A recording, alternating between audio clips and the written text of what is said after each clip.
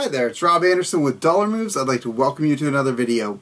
So it's the beginning of the year and I just wanted to make a quick video. It's really going to be for the new people who are out there who aren't really sure they want to do this for a business, but it's also for those people who just like a refresher on things that we should be doing as we're going along. One of the things is that people, when you are just starting out, say you're out there, you're a thrifter and you want to make some money on Amazon or eBay or whatever, you're out and about and you are, purchasing things, making purchases, driving to the thrift stores, driving to the garage sales.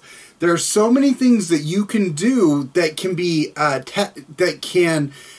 tax benefits for you if you keep track of the stuff you're doing.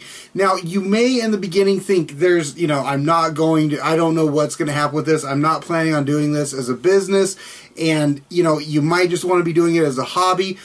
Well, you don't know. You might become successful at it, or you might decide, hey, I want to continue to do this in a full-time manner.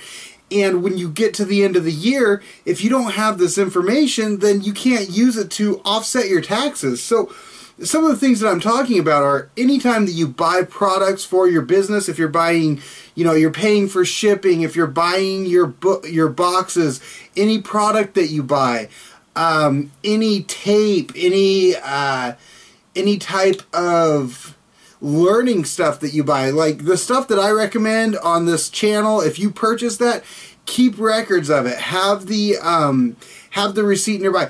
Basically anything that you do that you think could apply towards what you're doing for your business, keep a receipt of it. Even if it's wrong at the end of the year, your financial advisor can tell you whether or not they can use that towards your taxes at the end of the year.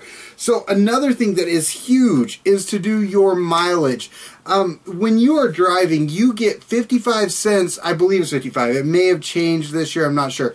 But if you can get 55 cents per mile that you drive, that you will get okay, how can I say this? You can either write it off at the end of the year, which most people do, or what we used to do on one of our businesses that's a corporation, we had it set up where we paid ourselves a check every week or two when we were doing a lot of driving with our vehicles. So for the business, that's something you'll have to talk with your financial advisor about before you do that, but it might be something for you that you can do to keep money coming in for you, and you don't have to pay taxes on that money or anything like that. It's money that goes towards the use of using your own personal vehicle, and that's the same thing that happens when you are keeping your mileage for your own vehicle. Okay, so when it comes to keeping the mileage for your vehicle, I know there's some apps and things like that out there, and that's totally cool if you can remember to do that. But I tried to do the apps thing, and so far it's been kind of out of sight, out of mind. So what I do, I've got this guy here. It's just a little mileage book. I bought it at Staples for like between $5 and $10. I don't know. It wasn't very expensive at all. And what I do is each time I get into the car, let's see if you can see this on here. It has where you're going to, and then your beginning odometer, your end odometer, and then the amount of miles that you did for business or for your personal stuff. So super easy to just keep this information, and anytime you get in the car to go do business stuff, you just write in there the beginning miles, and then when you get home, you write in the end.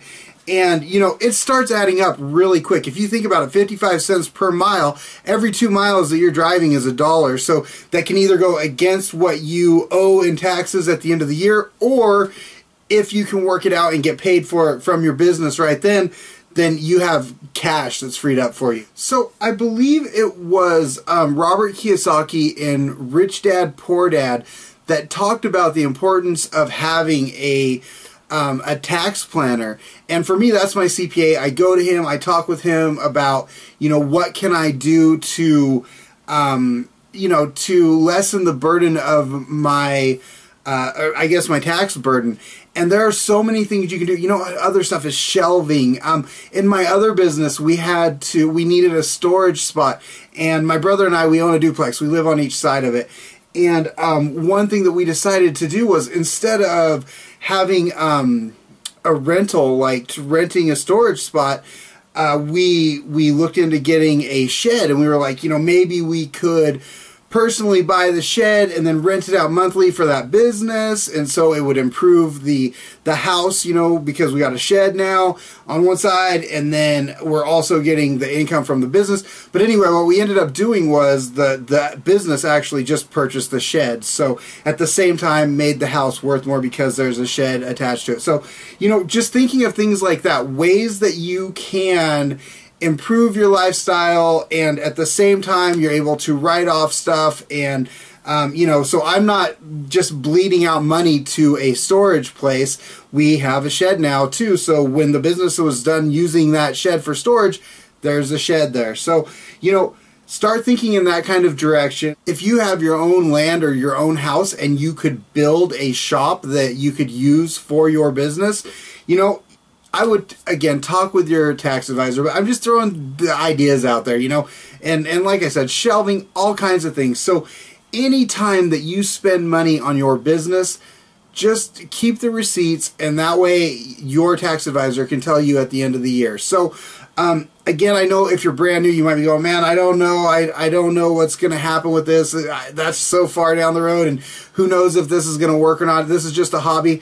Let me tell you, if you get to the end of the year and you've made a bunch of money, the tax man's going to definitely take his you know, chunk from you. So the best thing that you can do is to do your part to just keep all that information together and help your side. You know, the people that succeed are the people that look at the rules of the game and they do what they can in their favor. So basically, these are the rules that are put out there. If you have receipts and you have all these business expenditures, you can take it off against your taxes at the end of the year. So do it, or don't, and be like, wow, I should have listened to Rob. You don't be that guy or gal.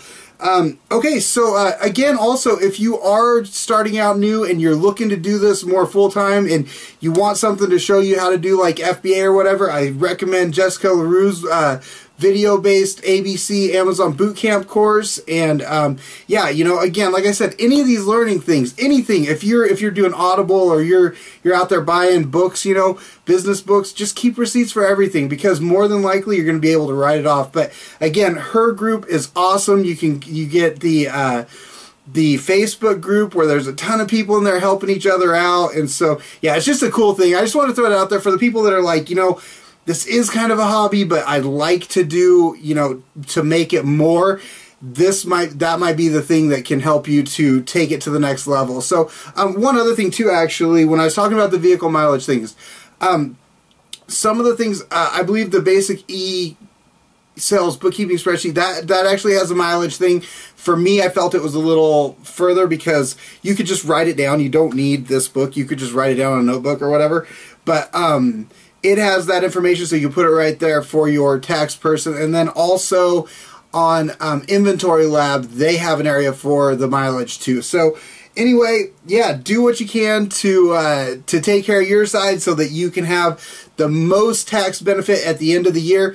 Hey, let's have a great 2014. That's when this video is being made.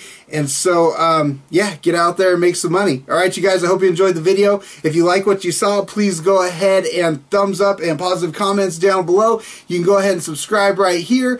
And also, if you want to be kept informed of anything that's going on and I find anything that I think can help you out, you can go to DollarMoves.com and sign up for the email newsletter. All right, you guys, thanks for watching the video, and I'll see you on the next one. Take care.